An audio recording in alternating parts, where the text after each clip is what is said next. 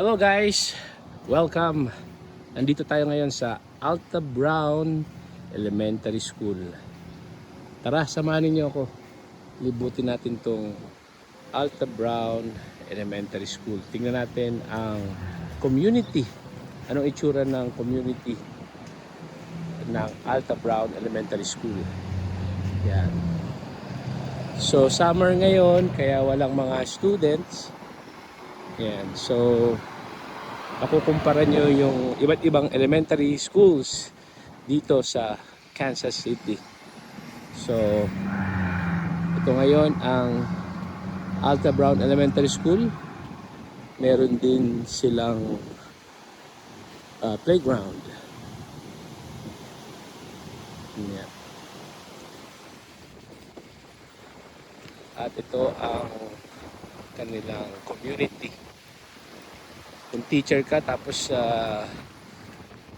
ang bahay mo ay nandito lang malapit, ay wala ka ng problema sa pagpasok. Hindi ka na mamamasahe, lakad na lang. Yan. So ito yung Alta Brown Elementary School. Malaki rin yung kung papansin ninyo, malaki din yung kanilang playground.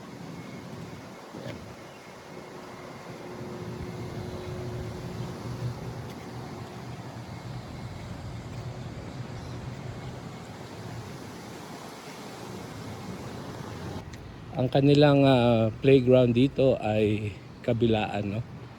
At usually open sa public. Lalo na ngayon walang klase. So yan, pwedeng pumasok. Malaki din. Ito naman yung side. Kabilang side. Malaki rin ang Alta Brown Elementary School. Oh, ang ganda naman ng mga puno dito. Oh. Straight line. Ganda.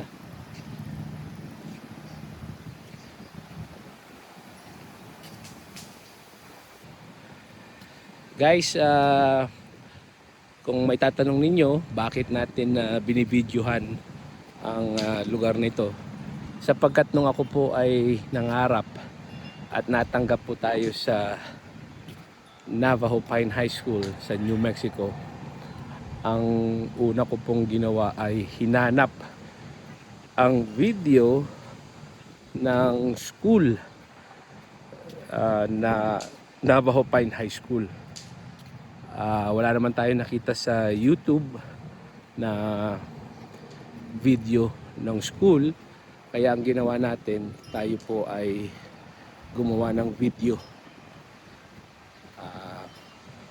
Tayo pa ay bumili ng drone dati para maipakita ang Navajo Elementary School, Navajo Middle School at ang Navajo Pine High School. Bakit? Kasi nung natanggap ako, sobrang excited ko. Ano bang itsura ng Navajo Pine High School? Anong itsura ng kapaligiran ng school? So, ang video na ito ay to inspire. Yan. Saka to inform. Yan. So, information. Ito pong aking video YouTube channel saka Facebook, hindi po tayo dito kumikita, no? Anong tawag mo dyan? Hindi tayo monetize. Yan. Monetize na ako dati sa YouTube pero tinanggal ko. Hindi na po ako ngayon monetize. Tapos sa Facebook, hindi na rin po tayo monetize. So ito yung parking. Ayan, siguro dito yung parking ng mga students, guests, visitors. Ayan. Hinahanap ko yung parking area for teachers. Usually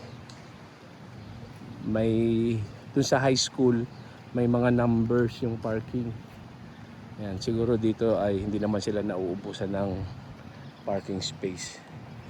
Ayan.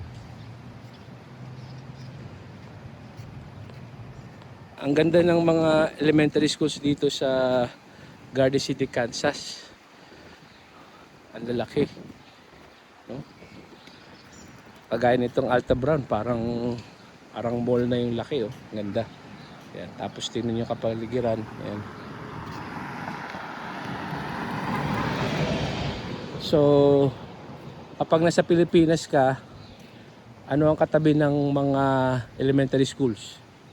Lab. Ano ang katabi ng mga elementary schools sa Pilipinas? Tabi? Ano ang mga katabi? Pag may elementary schools, ano ang madalas sa paligid ng elementary schools? Mga tindahan. Yan, mga tindahan, Sari-sari stores. sari-sari store, computer shop. Yan, so yun ang karamihan. Kainan, yan. Kainan ng mga estudyante, kainan ng mga teachers, yan. So ito po yung Alta Brown Elementary School. Malapit na nating maikot ang buong labas ng Alta Brown Elementary School. Maraming salamat sa inyong panonood, at kung kayo po ay may mga kakilalang mga teachers na nangangarap, you can share this video. Ipopost ko din ng video na ito sa YouTube para pag tinype ninyo, halimbawa natanggap kayo Alta Brown Elementary School, natanggap kayo, ay makikita ninyo ang itsura ng Alta Brown Elementary School. Maganda dito sa Alta Brown Elementary School. Doon kami galing, naglakad-lakad kami doon. Park yun, napakagandang park. Napakalaki. So, ito. Yan. Ayun. Alta Brown Elementary School. Ayan yung address. 1110 E Pine. Yan. So, salamat sa inyong panonood. Lalakad pa kami ng isang beses kasi yung landscape format naman ang aking gagawin. So pag may tanong kayo, mag-comment lang kayo dyan. Message nyo ako sa Facebook. Public naman yung aking Facebook. Kung may tanong kayo, yan, i-message nyo lang ako. Jason Timtiman at your service.